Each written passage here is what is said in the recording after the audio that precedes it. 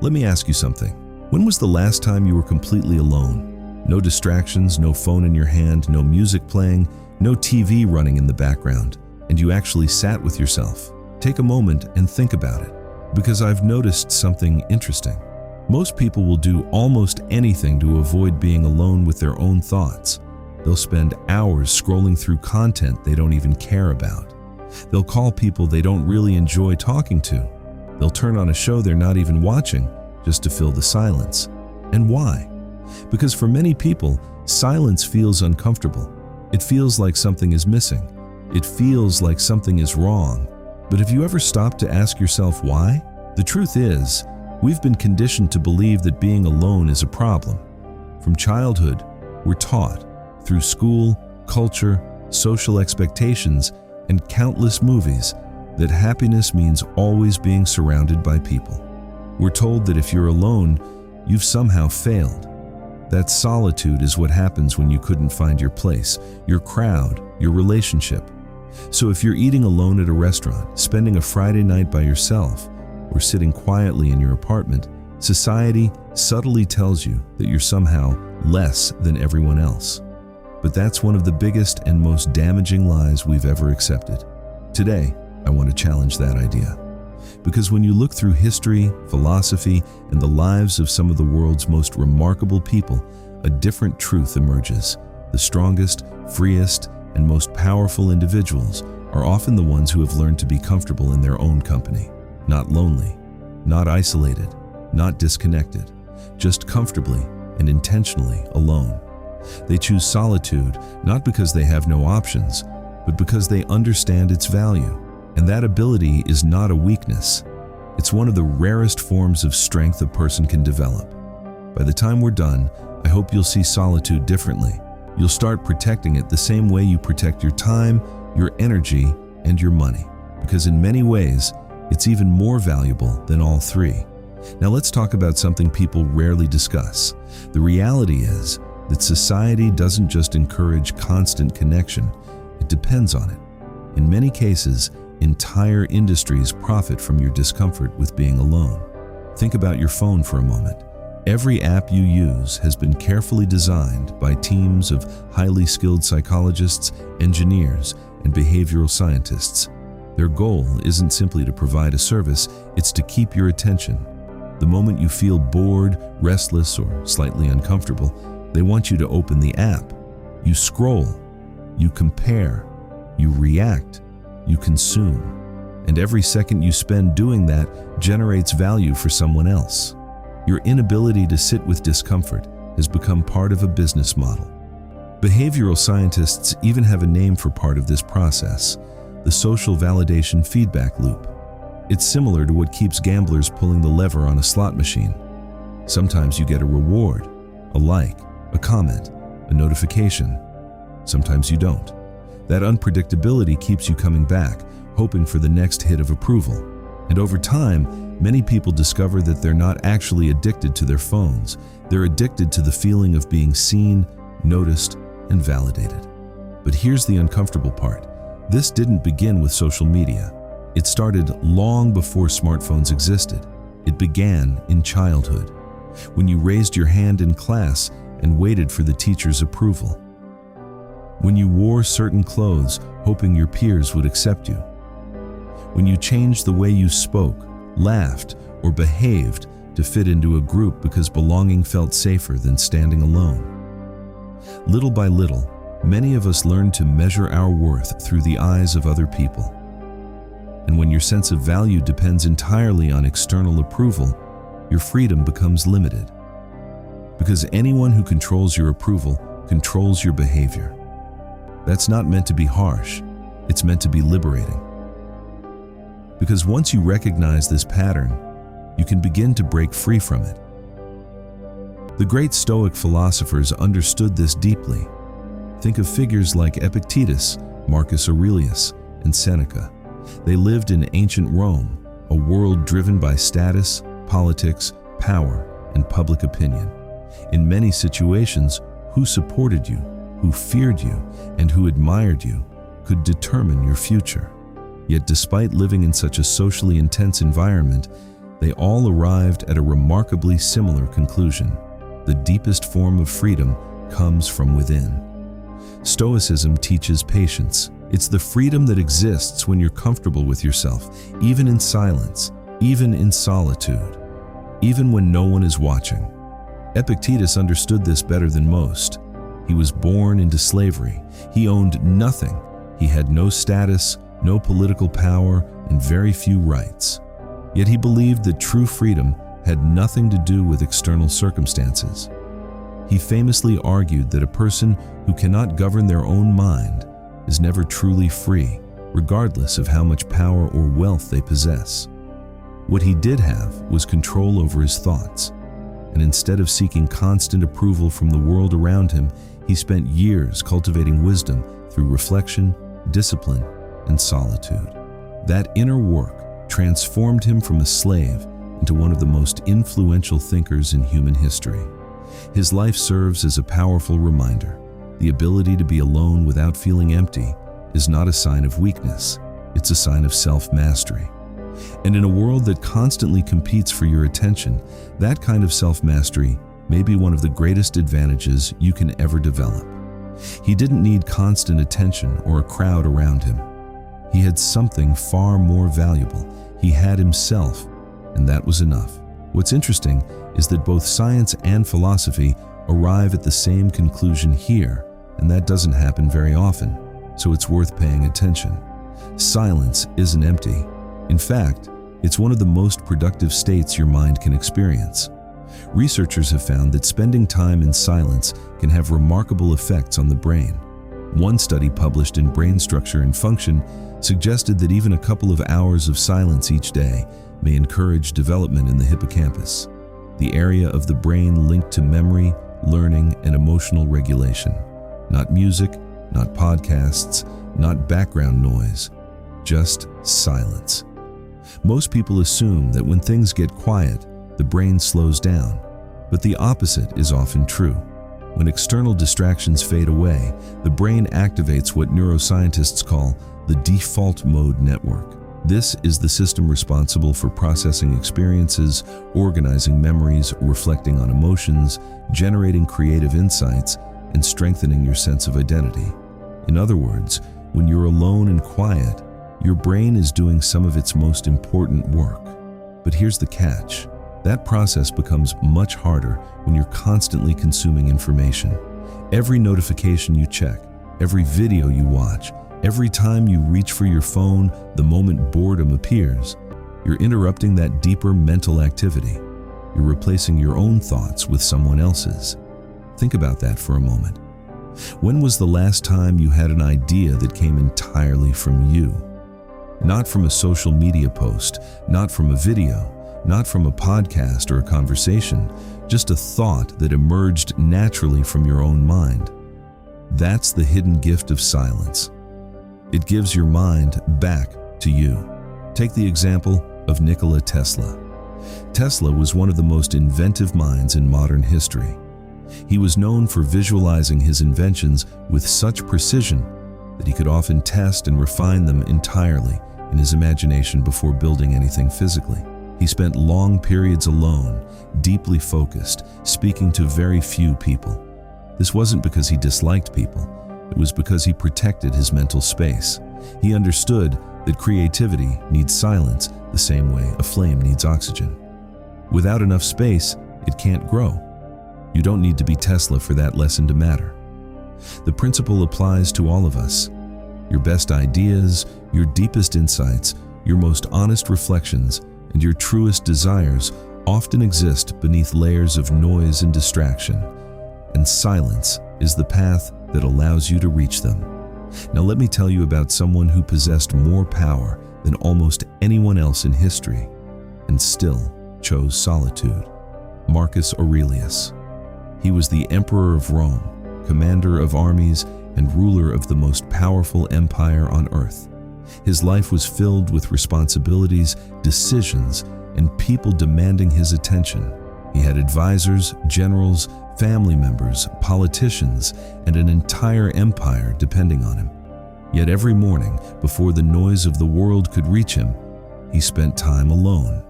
he wrote. Not for fame, not for publication, not to impress anyone. He wrote for himself.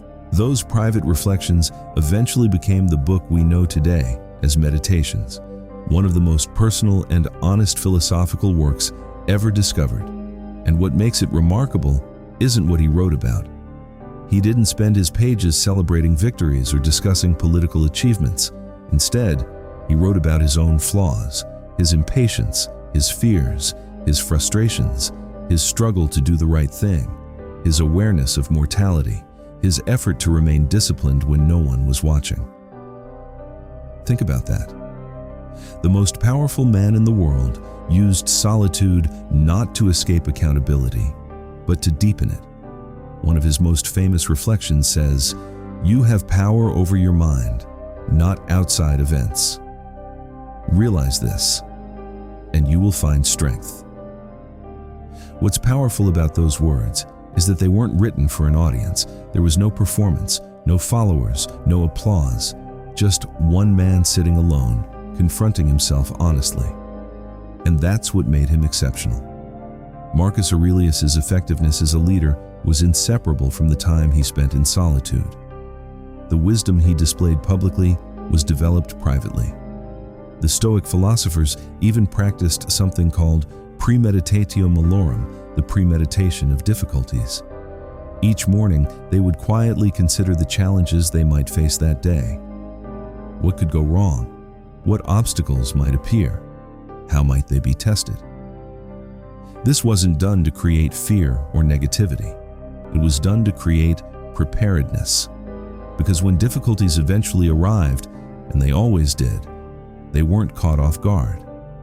They had already faced those possibilities in their minds. They had already made peace with them. That is one of the greatest advantages of solitude. A person who has spent time understanding their own mind, confronting their fears, and facing their weaknesses in private becomes much harder to shake in public. The world loses much of its power to disturb them because they've already done the difficult inner work. And that leads to a question many people spend their entire lives avoiding. Who are you when nobody is watching? Not who you wish people saw. Not the version of yourself you present online. Not the personality you perform at work or around friends. Who are you when it's 2 o'clock in the morning, the room is silent, and there's absolutely no one to impress? For many people, that's a frightening question. Not because the answer is unpleasant, but because they genuinely don't know. And they don't know because they've never spent enough uninterrupted time with themselves to find out. Most of us build identities the way we build social media profiles, carefully, strategically. We highlight the qualities we think others will admire. We hide the parts we're insecure about.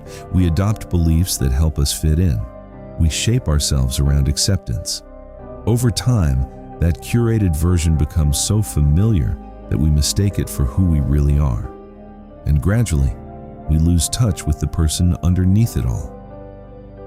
Solitude is how you reconnect with that person. It's the process of peeling away expectations, distractions, and performances until you discover the self that exists beneath them. The self that doesn't need validation to exist, the self that remains when all the noise is finally gone. Solitude isn't always comfortable.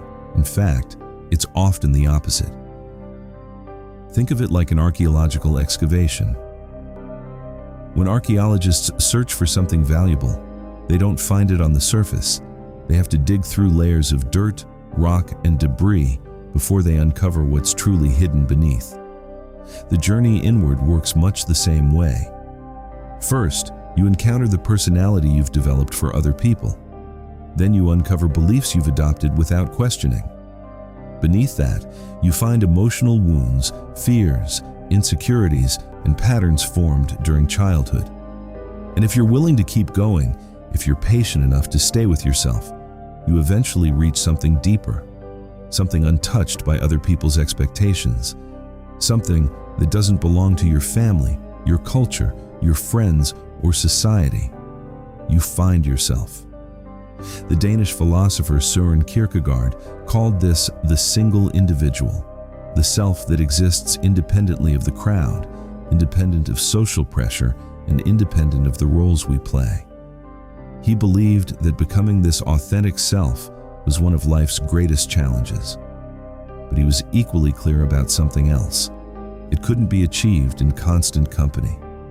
It required solitude. It required the courage to stand apart from the crowd long enough to discover who you really are. Kierkegaard once suggested that one of the deepest forms of despair is living as someone other than yourself. The tragedy is that many people experience this despair without recognizing it.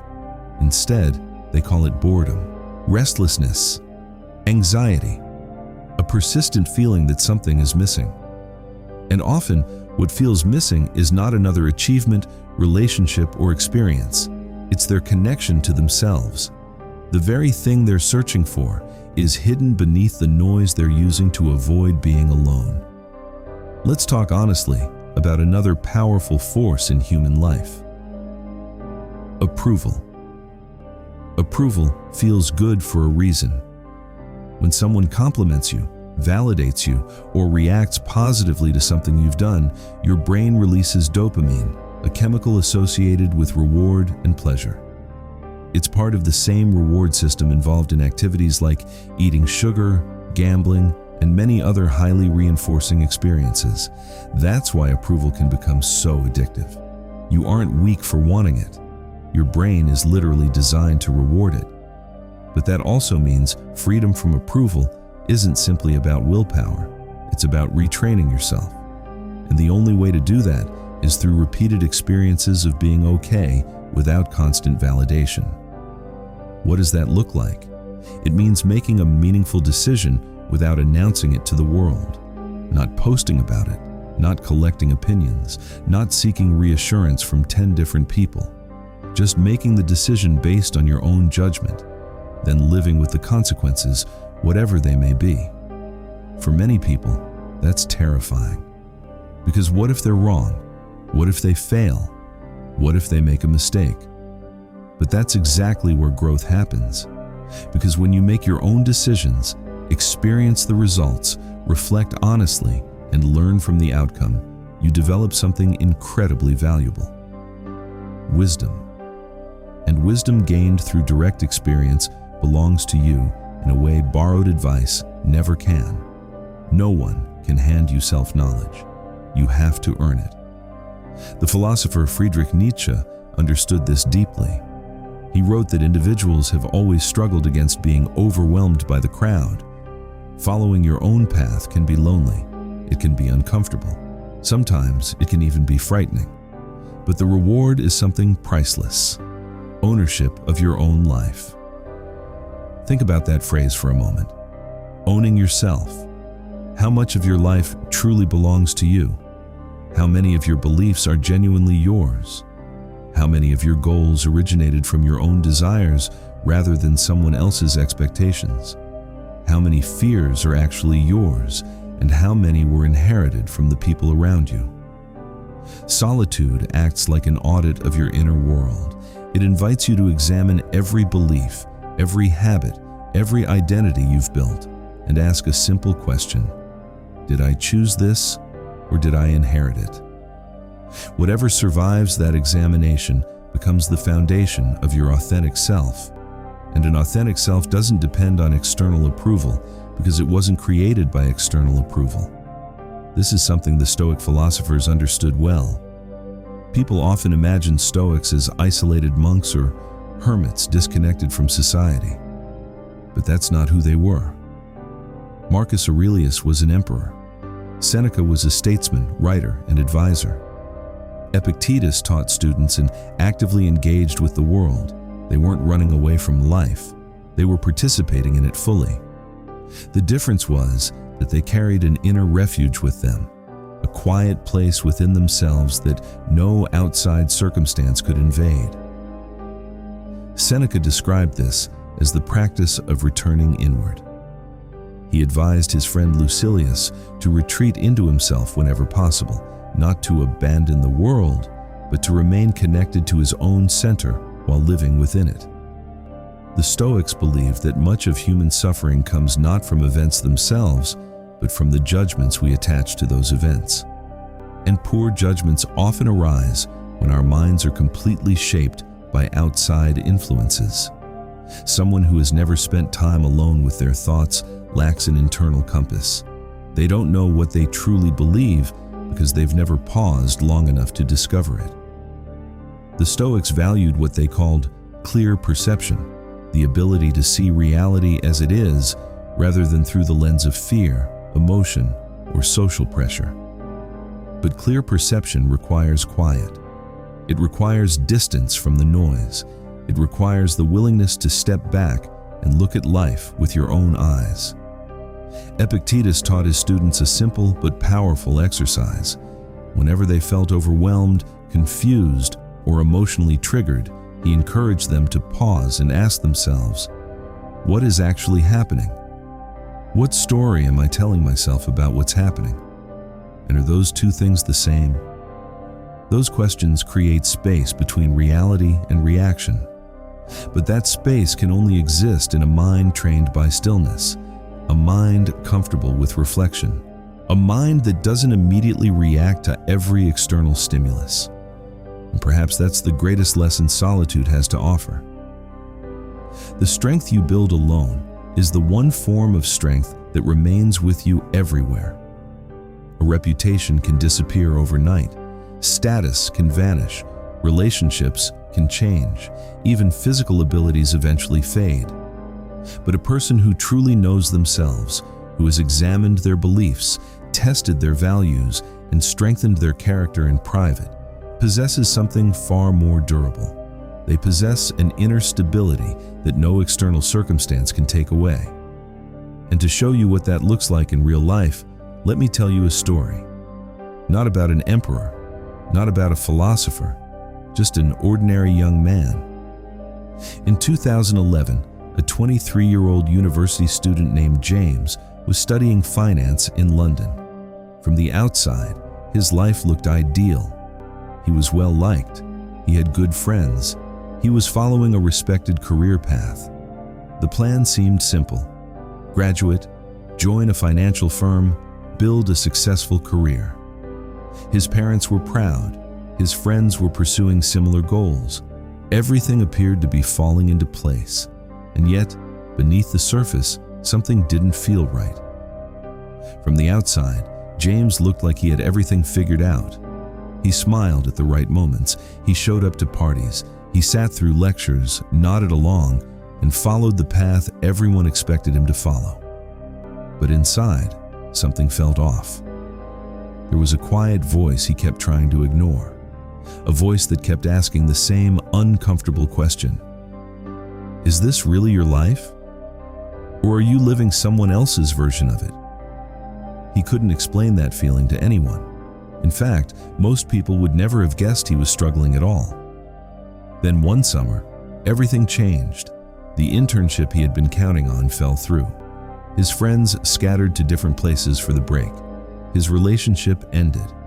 And for the first time in his adult life, he found himself facing weeks of something he had always avoided. Silence. Unstructured, unavoidable solitude. At first, he fought it. He filled every empty moment he could.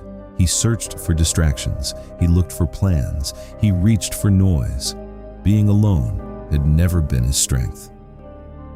He was used to being surrounded by people, schedules, expectations, and activity. But eventually, something began to shift. Without anyone around to impress, without a role to perform, without other people's expectations constantly shaping his decisions, he started hearing his own voice more clearly. He began writing, not for an audience, not for social media, not for recognition, just for himself. For the first time, he wanted to know what his thoughts sounded like when they weren't influenced by everyone around him. And what he discovered surprised him. He realized he didn't actually want a career in finance. He had convinced himself he did because finance represented success, Serious people pursued finance. Ambitious people pursued finance. And since he was 16 years old, he had built his identity around becoming a serious, successful person. But underneath all of that was the real James. And the real James wanted something different. He loved creating things. He loved design. He found himself fascinated by architecture, product design, and the way physical objects were imagined and built. For years, he had ignored those interests because they didn't fit the image he was trying to maintain. So, he made a difficult decision. He changed direction. His parents didn't understand. Some friends thought he was making a mistake. A few believed he had completely lost his mind. But for the first time in his life, the choice came from him. And that made all the difference. Today, James runs a small product design studio that has earned international recognition. He leads a team of 12 people and spends his days building the kinds of things he always cared about. When people ask what changed his life, he doesn't talk about a mentor or a business opportunity. He talks about that unexpected summer, a summer spent alone. Because solitude didn't hand him a new career. It gave him something far more important. It gave him back himself. The career simply followed. Now let's go somewhere most conversations about solitude avoid, because this is where the real transformation happens. Loneliness, real loneliness, not the romanticized version, not the philosophical version, the actual experience. And the truth is, loneliness hurts, literally. Human beings are deeply social creatures. Research has shown that social rejection activates some of the same neural pathways involved in physical pain.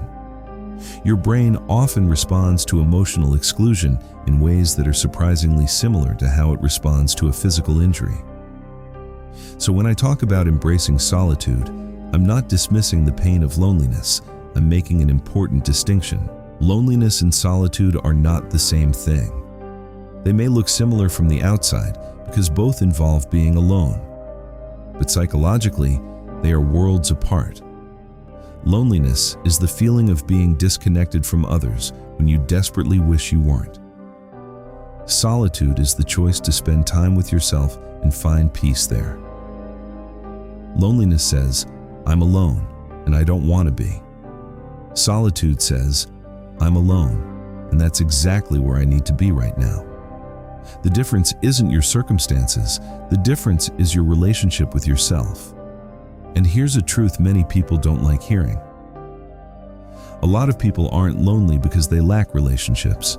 They're lonely because they don't enjoy being alone with themselves. They don't trust their own thoughts. They don't feel comfortable with who they are beneath the performance. They don't like what surfaces when the distractions disappear. So what they're actually afraid of isn't loneliness. It's self-confrontation. And unfortunately, there is no shortcut around that. You have to walk through it. The Swiss psychiatrist Carl Jung described something he called the shadow. The shadow consists of the parts of ourselves we try to hide, the jealousy we don't want to admit, the fears we cover with confidence, the grief we never processed, the desires we judge ourselves for having, the insecurities we pretend don't exist. Ignoring those parts doesn't make them disappear. They remain in the background, quietly influencing our behavior. They shape decisions we don't fully understand. They affect relationships. They drive reactions that seem to come out of nowhere. Solitude is where you finally meet those hidden parts of yourself. It's where you stop running. It's where you sit down with your shadow and say, I see you. I know you're there. And I'm no longer afraid to face you. That process isn't comfortable. It can be painful. Sometimes it can even be frightening. But it is also transformative, because someone who has faced their own darkness becomes much harder for the world to intimidate. When you've confronted your fears honestly, outside, fears lose much of their power. And when you've made peace with your own flaws, you stop projecting them onto other people. You stop creating enemies where there are none. You stop reacting from wounds you refuse to acknowledge. You begin responding instead of reacting, understanding instead of judging. And that's one reason truly strong people are often quiet, not because they have nothing to say, but because they've already had the most important conversations with themselves. Now let me tell you another story. In 2018, a woman named Priya was building what looked like a dream life. She was a successful lifestyle content creator living in New York. She had nearly 400,000 followers on Instagram. Brands wanted to work with her. She received invitations to events and speaking engagements. People recognized her in public. By every visible measure, she had succeeded. But behind the scenes, she was falling apart. One day, she admitted something to her therapist. She couldn't remember the last time she had eaten a meal without wondering whether it would make a good post. She couldn't walk into a room without immediately evaluating the lighting. Every experience had become content. Every moment had become performance. And slowly, she began feeling disconnected from herself. As she described it, "I feel like I've become a character I created, and now I'm trapped inside that character." Her therapist suggested something unusual. For 30 days, she would stop. No posting, no content creation, no audience, no consuming for inspiration, just life, just herself. The first week was incredibly difficult. She described it almost like withdrawal. There was anxiety, restlessness, an urge to check notifications, a constant impulse to share, post, and document. But she committed to the experiment, and she stayed with it. By the third week, something beautiful began to happen. She started cooking again, not for photos, but because she genuinely loved it. She spent evenings reading without reaching for her phone every few minutes.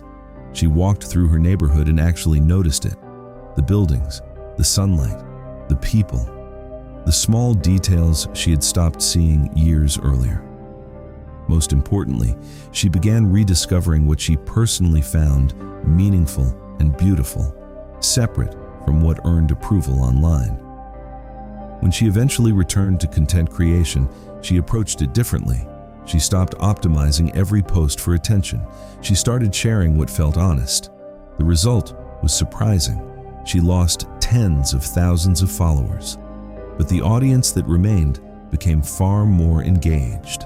And more importantly, she stopped waking up every morning consumed by anxiety about how her latest post had performed. Because during those 30 days of solitude, she found the one thing she had been searching for through all those years of sharing: herself. And that's the trap many people misunderstand. The problem isn't social media. The problem is forgetting who you are when nobody is looking. What we're really talking about is replacing your inner compass with an external one. The moment you start deciding what's valuable, beautiful, meaningful, funny, or worth pursuing based on how other people react to it, you've stopped listening to yourself. You've handed your sense of direction over to the crowd, the platform, the algorithm. Solitude helps you take it back. But let's move beyond philosophy for a moment, because ideas are only useful when they change the way we live. So how do you actually turn time alone into personal strength? The first step is creating intentional solitude, not accidental loneliness, not lying around endlessly distracted, deliberate, uninterrupted time with yourself. Maybe it's waking up 45 minutes before the rest of the world demands your attention.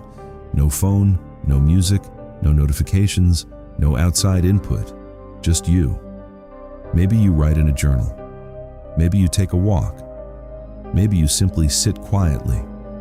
The activity matters less than the intention. The Stoic philosophers had a morning practice built around this idea. Before beginning the day, they would ask themselves questions like, what challenges might test my character today? How can I respond with integrity? What opportunities am I grateful to have? This wasn't passive daydreaming. It was mental preparation, a chance to align themselves with their values before the noise of the world arrived. The second step is using solitude for honest self-reflection rather than self-criticism. There's a difference. Self-criticism is often just social pressure turned inward. Honest reflection asks better questions. Where am I in my life right now? Is the path I'm following truly mine? What am I avoiding? What emotions am I pretending don't affect me? What would I choose if I knew no one would judge me? Write your answers down, not for social media, not to share, not to impress anyone, just for yourself. The third step is treating solitude like a valuable resource, because that's exactly what it is. Many of history's most accomplished people understood this. Charles Darwin took long, solitary walks every day along what he called his thinking path. Those walks weren't a luxury, they were part of his work. Virginia Woolf famously wrote that a woman needs money and a room of her own if she wants to write. But that idea goes beyond writing. It's really about having space to think, space that belongs only to you. Not just physical space, but mental space. Time that isn't spent responding, reacting, performing, or producing for others. Protect that time. Guard it carefully. Because when you do, something remarkable happens. Your decisions become clearer. Your anxiety begins to ease. Not because life suddenly becomes easier, but because you trust yourself more. You know your values. You understand your priorities. You stop second-guessing every choice. Even relationships improve. When you're comfortable on your own, you stop expecting other people to fill an emotional void. You begin choosing relationships because you genuinely value them, not because you need them.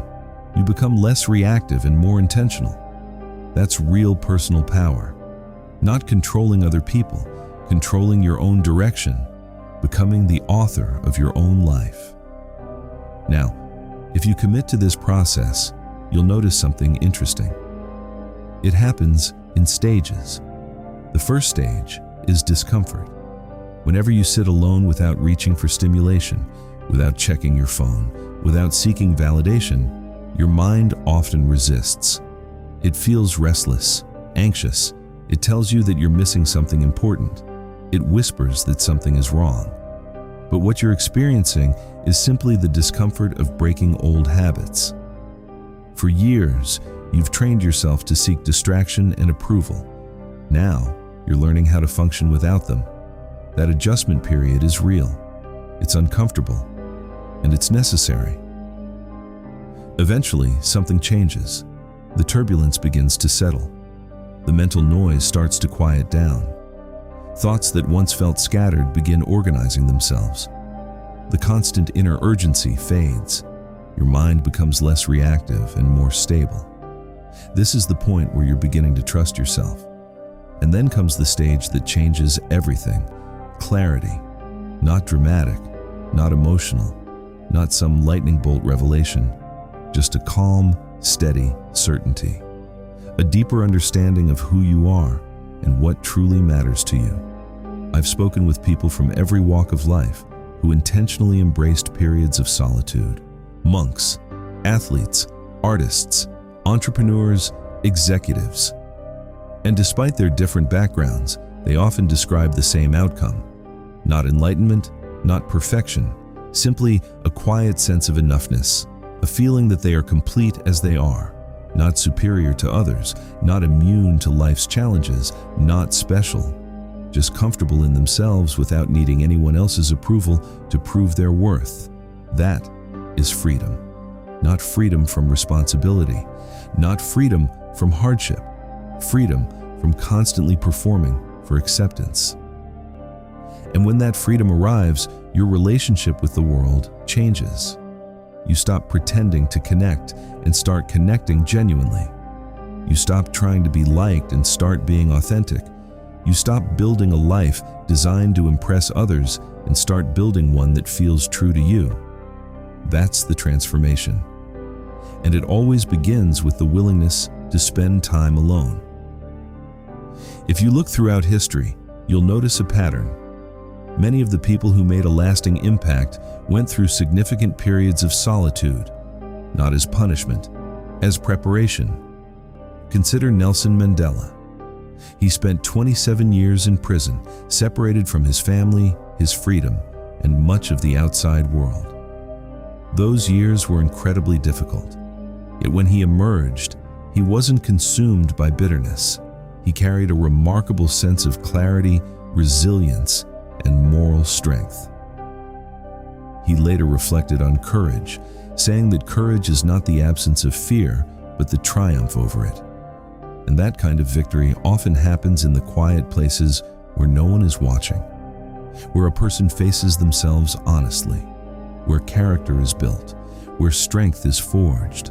Solitude, when approached intentionally, becomes more than being alone. It becomes a place where you discover who you are when all distractions fall away. And that discovery can change everything. He lost his freedom. He lost precious years with his family. He lost his place in public life. Yet when he finally emerged, he was not broken, bitter, or defeated. Instead, he carried something far more powerful: clarity, wisdom, and an inner strength that could never have been developed through a comfortable life. He later reflected that, as painful as those prison years were, they gave him an unexpected gift. They gave him himself. They stripped away every distraction and revealed a version of him that was unshakable and deeply grounded. As he famously said, "I learned that courage was not the absence of fear, but the triumph over it. The brave man is not the one who feels no fear, but the one who conquers it." And that conquest often happens in solitude. For 15 years, Aung San Suu Kyi lived under house arrest in Burma. She was cut off from normal life and forced into isolation. Yet she did not surrender to despair. She read, she reflected, she meditated. During those long years alone, she refined her ideas, deepened her understanding of the world, and strengthened her convictions.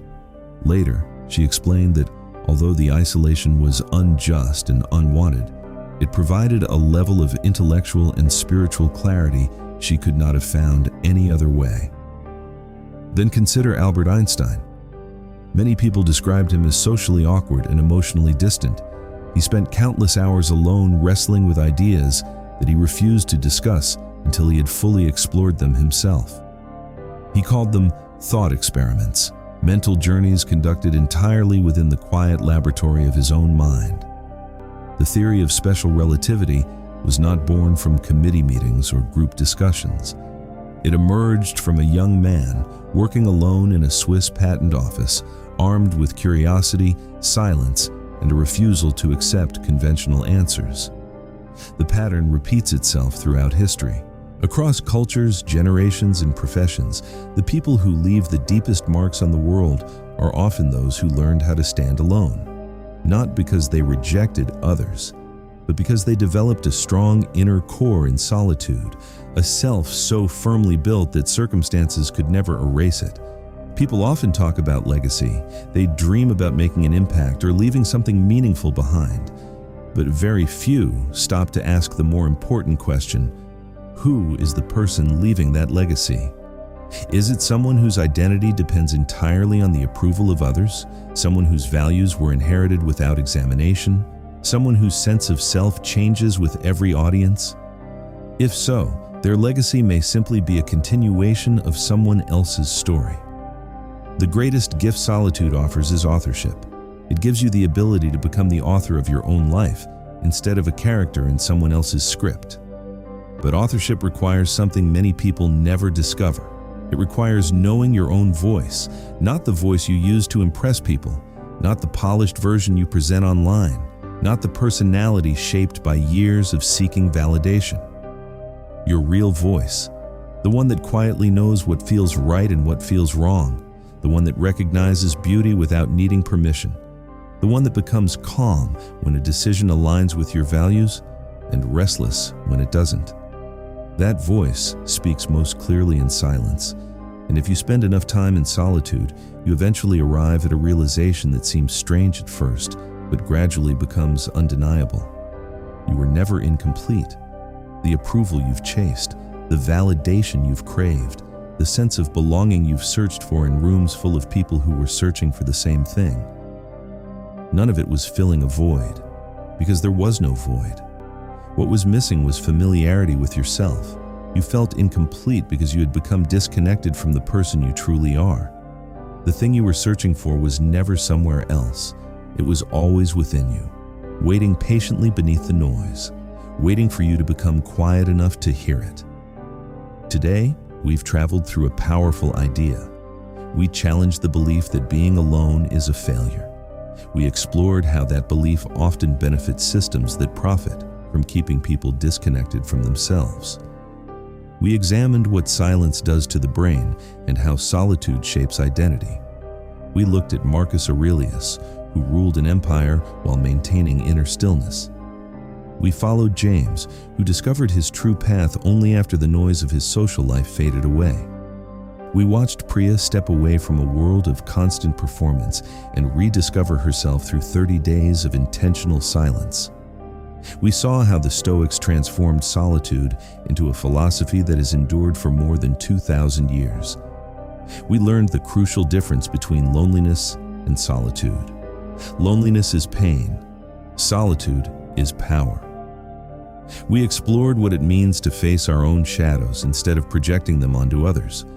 And through it all, we arrived at a simple but life-changing truth.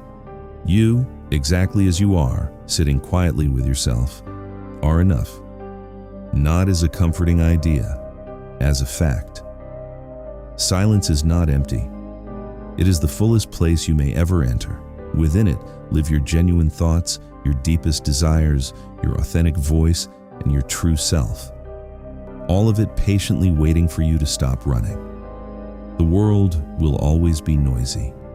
There will always be another distraction, another opinion, another opportunity to define yourself through someone else's eyes. But now you know something different.